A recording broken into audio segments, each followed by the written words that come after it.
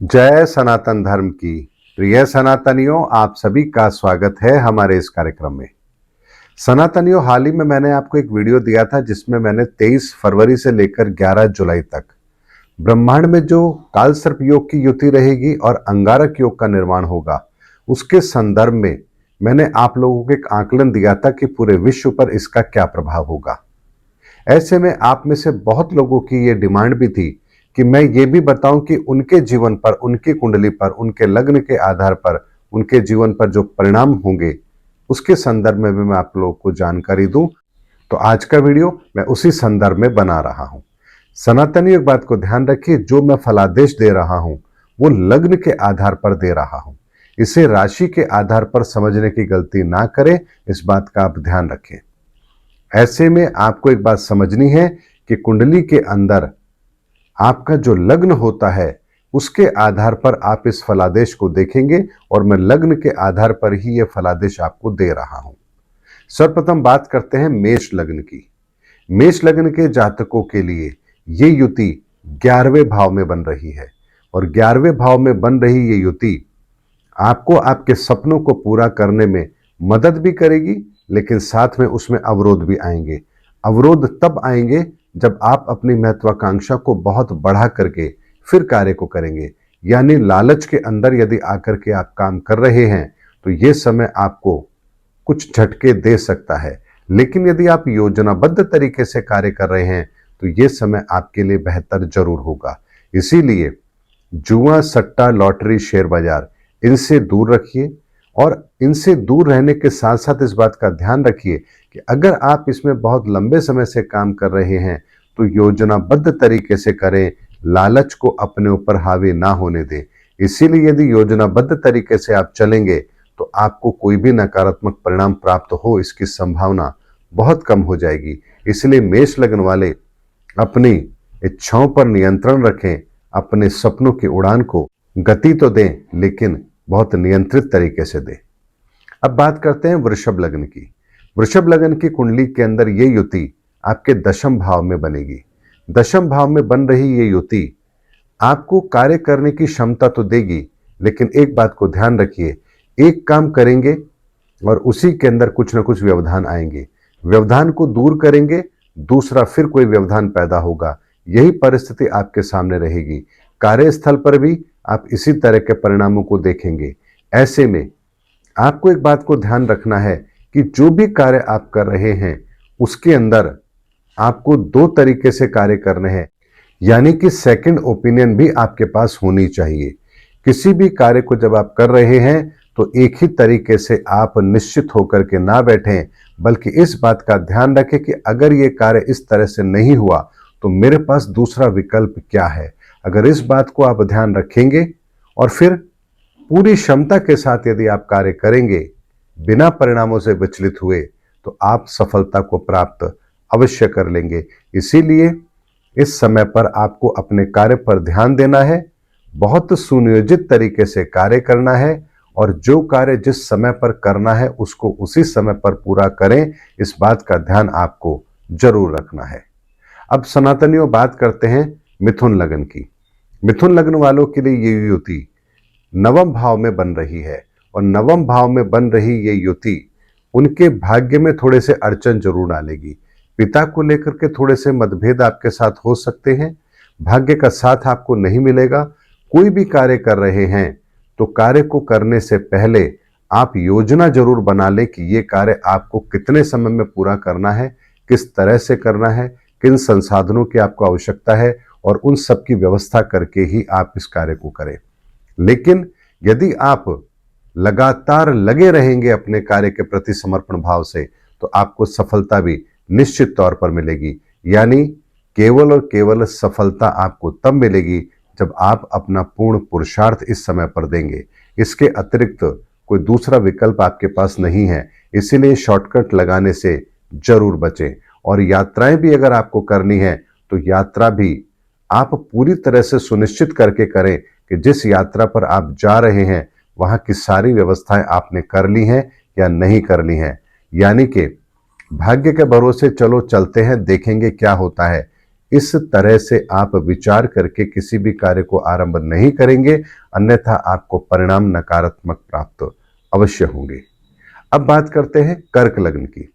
कर्क लग्न के जातकों के लिए ये युति अष्टम भाव में बन रही है और अष्टम भाव में ये बन रही युति उनके लिए सफलता के दरवाजे तो खोलेगी, लेकिन साथ में एक बात और ध्यान रखनी है कि हर कार्य को बहुत ही बेहतर तरीके से करना है, समायोजित तरीके से करना है, स्पष्टवादी रहना है। लेकिन एक बात को ध्यान रखिए, जरूरत से ज्यादा किसी चीज के अंदर गहराई से जाकर के और फिर उसके बाल की खाल को निकालना, इस कार्य को करने से आपको बचना चाहिए। अत्यधिक धन खर्च करने से भी इस समय आपको बचना चाहिए और किसी को कुछ कहने से पहले आप इतना जरूर ध्यान रखें कि मेरी वाणी का संतुलन यहां पर ठीक है या नहीं है, यानी आप किसी प्रभाव में आकर के अतिशयोक्ति ना करें, इस बात का आपको ध्यान जरूर रखना है। अब बात करते हैं सिंह लग्न की। सिंह लग्न के जातकों के लिए ये युति 7वें भाव में बन रही है। ऐसे में 7वें भाव में बन रही ये युति आपको इस बात की ओर इशारा कर रही है कि आप उतावलेपन और जल्दबाजी में कार्य ना करें। यदि उतावलापन और जल्दबाजी आपके काम में रहेगा तो आपको परिणाम ठीक नहीं मिलेंगे।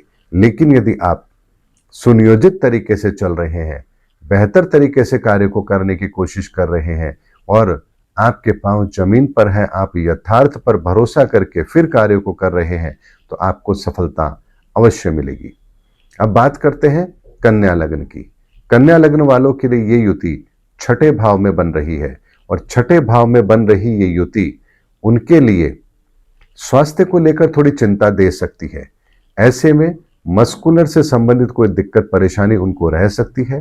कर्ज लेने की स्थिति से उनको बचना चाहिए और इस समय किसी भी तरह के ऐसे काम से उनको अपने आप को दूर रखना चाहिए जहां पर कोई लिटिगेशन होने की पॉसिबिलिटी बनती हो। मस्कुलर से संबंधित कुछ इंजरी होने की संभावना बनती है, लेकिन राहु का भी साथ यहां पर आपको जरूर मिलेगा। इसीलिए किसी भी कार्य को जब आप कर रहे हैं तो बहुत ही व्यवस्थित तरीके से करें और जल्दबाजी के अंदर आकर कोई कार्य ना करें। सनातनी अब तुला लगन की बात करते हैं। तुला लगन की कुंडली के अंदर ये युति पंचम भाव में बनेगी और पंचम भाव में बन रही ये युति उनके लिए कुछ मानसिक चिंता तो अवश्य देगी। ऐसे में संतान को लेकर के थोड़ी चिंता फिक्र रह सकती है। पेट से संबंधित, मस्कुलर से संबंधित कुछ दिक्कत परेशानी उनको रह सकती है। लेकिन इसके बाद भी अगर 10 रुपए खर्च होंगे तो 12 रुपए की कमाई भी अवश्य होगी। यानी यहां पर जो नकारात्मक परिणाम आपको प्राप्त होंगे उससे कहीं अधिक आपको सकारात्मक परिणाम भी प्राप्त अवश्य होंगे। इसीलिए एक बात को ध्यान रखिए, ये युति आप लोग के लिए अच्छी है, लेकिन इसको आप व्यवस्थित तरीके से अगर इस समय को व्यतीत करेंगे तो आपके लिए बेहतर है। यानी इस समय पर अगर आप शिक्षा के क्षेत्र से जुड़े हैं तो भी यहां पर आपको परिणाम अच्छे प्राप्त अवश्य होंगे। इसकी संभावना आपकी कुंडली के अंदर अवश्य बनती है। अब बात करते हैं वृश्चिक लगन की। वृश्चिक लगन के व्यक्तियों के लिए ये युति चतुर्थ भाव में बनती है और चतुर्थ भाव में बन रही ये युति उनके लिए संपत्ति को लेकर के कुछ सकारात्मक परिणाम उनको जरूर दिलाएगी। लेकिन एक बात का ध्यान रखना है, लालच में आकर के कोई कार्य नहीं करना है। यहाँ नया मकान खरीदने के योग भी आपके बन सकते हैं। मकान आप बदलना चाह रहे हैं तो वो योग भी यहाँ पर आपके बन रहे हैं। लेकिन मैंने फिर कहा, लालच को अपने ऊपर हावी मत होने देना। यानी जितनी आपकी क्षमता है उसके अनुसार ही आपको कार्य करना है। इस बात का ध्यान आपको अवश्य रखना है। अब बात करते हैं धनु लगन की। धनु लगन के जातकों के लिए ये युति तीसरे भाव में बन रही है और तीसरे भाव में बन रही ये युति उनके लिए हर कार्य को व्यवस्थित तरीके से करने की ओर इशारा कर रही है। यानी आपको अतिशयोक्ति में आकर कार्य नहीं करना है, अपनी क्षमता के बाहर जाकर कार्य नहीं करना है। हर कार्य को करने से पहले उसकी व्यवस्था को अच्छी तरह से देख लें, उसके बाद ही अपने कार्य को अंजाम दें। छोटे भाइयों के साथ कुछ विवाद हो सकता है, लेकिन घबराने की जरूरत नहीं है। यात्राएं छोटी मोटी होंगी, वो आपके लिए ठीक रहेंगी, लेकिन लंबी दूरी की यात्राओं से इस समय पर आपको बचना चाहिए। ये समय आपको सफलता तो दिलाएगा, लेकिन ज्यादा उतावलेपन और जल्दबाजी में आकर अगर कार्य करेंगे तो ही आपको नकारात्मक परिणाम प्राप्त होंगे। सनातनियों, बात करते हैं मकर लग्न की। मकर लग्न के जातकों के लिए ये युति उनके दूसरे भाव में बन रही है। ऐसे में ये समय मकर लग्न वालों के लिए सबसे श्रेष्ठ है। परिवार के अंदर सुख शांति का माहौल रहेगा, धन लाभ होगा, आपकी वाणी भी सौम्य रहेगी। इस समय पर आप अपने परिवार के मध्य में एक बेहतर अनुभव को महसूस करेंगे। ये समय आपको धन, परिवार और कुटुंब का सुख अवश्य देगा। इस समय पर आप अपने स्वास्थ्य से संबंधित परेशानियों से भी अपने आप को बाहर निकालने में कामयाब जरूर रहेंगे। यानी अगर मैं कहूं कि मकर लग्न वालों के लिए ये युति सबसे श्रेष्ठ है और आपकी परेशानियों का अंत आपको अवश्य मिलेगा, तो ये कोई अतिशयोक्ति नहीं होगी। यानी मकर लग्न वालों के लिए ये समय बहुत ही श्रेष्ठ रहने वाला है। अब बात करते हैं कुंभ लग्न वालों की। कुंभ लग्न वालों के लिए ये युति लग्न में ही बन रही है। ऐसे में आपका कॉन्फिडेंस बहुत बढ़ा हुआ रहेगा। आप परिस्थितियों को सहजता के साथ समझने में कामयाब रहेंगे। आपको कोई भी मूर्ख नहीं बना पाएगा, बल्कि आपका आत्मविश्वास इतना बढ़ा हुआ रहेगा कि आप कुछ भी करने के लिए तैयार रहेंगे। ऐसे में इस समय किए गए आपके प्रयास आपको दीर्घकालीन परिणाम भी आपको अवश्य प्राप्त करवाएंगे और इस समय आप अपने कॉन्फिडेंस का पूरा उपयोग अवश्य करें। ये समय आपकी पर्सनालिटी के अंदर चार चांद जरूर लगाएगा और इस समय पर किए गए आपके कार्य की प्रशंसा जरूर होगी। यानी कुंभ लग्न वालों के लिए ये समय सर्वोत्तम रहेगा। मीन लग्न वालों के लिए अगर हम बात करें तो ये युति उनके 12वें भाव में बनेगी और 12वें भाव में बन रही ये युति इस बात की ओर इशारा कर रही है कि व्यय की अधिकता से उनको बचना चाहिए और साथ ही इस बात का भी ध्यान रखना है कि यदि बहुत आवश्यक है उन कार्यों को इस समय पर अवश्य करें। यानी व्यय करते समय इस बात का ध्यान रखें कि जो अत्यंत आवश्यक है उस कार्य में कंजूसी नहीं करनी है और जहां आप रुक सकते हैं या वो कार्य आपके लिए इस समय करना ठीक नहीं है या ना करें तब भी चलेगा, ऐसे कार्यों से अपने आप को बचा के रखें। यानी अनावश्यक खर्चों से अपने आप को बचाकर रखना है, इस बात का आपको ध्यान अवश्य रखना है। किसी भी तरह के इनलीगल काम के अंदर अपने आप को शामिल ना करें, अन्यथा मान भंग होने का भी योग अवश्य बनेगा। इसीलिए सनातनियों, मीन लग्न वालों के लिए यह समय उनके खर्चे तो बढ़ाएगा, लेकिन खर्चे यदि बढ़ रहे हैं और आप अपने फालतू खर्चों पर नियंत्रण रखने में कामयाब हैं तो ये समय आपके लिए ठीक भी रहेगा। सनातनियों, मैंने 12 लग्न के आधार पर आपको ये बताया है कि ये समय आपके लिए कैसा रहेगा। लेकिन एक बात को समझिए, आपकी कुंडली के अंदर मंगल किस घर में बैठे हैं, राहु किस घर में बैठे हैं, राहु किस राशि में है, उसके भी अतिरिक्त परिणाम आपको प्राप्त अवश्य होंगे। ऐसे में ये मैंने आपको वो जनरल परिणाम बताए हैं जो आपको प्राप्त होंगे ही होंगे।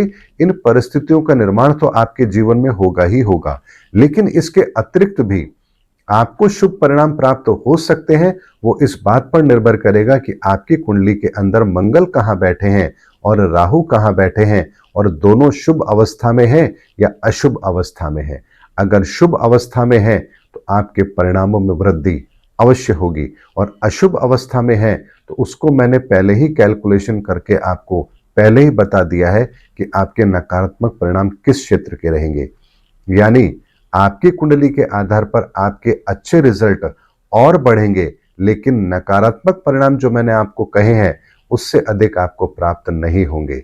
इसीलिए अपने लग्न के आधार पर इस समय पर उसी तरह से निर्णय लें, उसी प्रक्रिया को अपने जीवन में शामिल करें ताकि इस समय पर आपको बेहतर परिणाम प्राप्त हो और आप किसी भी अनिष्ट कारक परिणाम को प्राप्त करने से बच सके।